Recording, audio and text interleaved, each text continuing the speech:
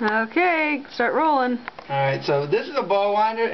Show them what it looks like before you wind it. This is a skein we got. Looks like that. And when you try to wrap a skein onto here, the warp, or onto the warp board's down there right now, or onto your shuttle, it's like such a pain. It's tight in places and not. But this, the string comes off much more easily. So now we wind it onto a ball winder. He's just having fun. This is the best part. Probably one of the better parts.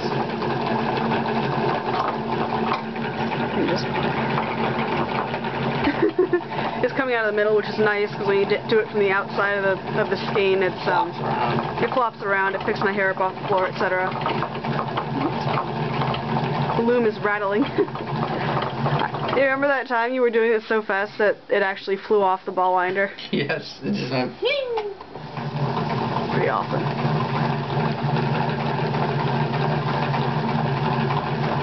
So yeah. You're not feeling too many knots. It's good. That's another thing. It's a good way to check for knots, because if you have really frayed yarn or knotted yarn, see now it looks like that. Yeah. If you have really frayed or knotted yarn, sometimes that won't make for very good weaving, because you have to retie it every few seconds. You don't want knots in your.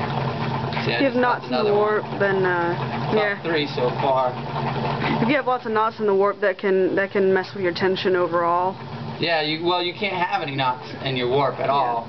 0 knots, because it won't go through the. It's all deflated now. It's all longity. But yeah, if you can start from the middle, that's always best. If you start from I just got it tangled because I did that. Yeah. Alright. I'm just trying to keep an eye on it here on my lap and make sure it doesn't have too many issues. Oh, it's almost gone though. Yeah. What? Oh. This is a little bit too much yarn for this one. Oh, did it just go yoink? Yeah, it just fell off. Alright. And that's this is easy to fix, unlike the messes that we created yesterday. Yeah. But we had to get, I think this is going to take 2.5 skeins for this entire warp, so it's about, For the whole project, I mean? Yeah. But the warp was over 1. Yeah, it was a little over 1 skein, and then so going back and forth is probably going to be the rest of that. So we got another ball just in case, because you always hate coming up short, because then you don't know if you have any more of that yarn left at the store, and things that are specific dye lots too. You have issues with that.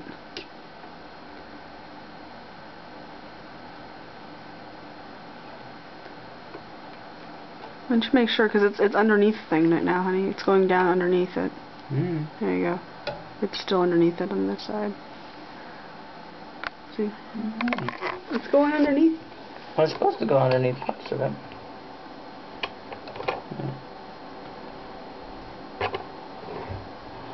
Yeah, it's hitting yeah, it's getting I'm probably going to wound it a little bit tighter.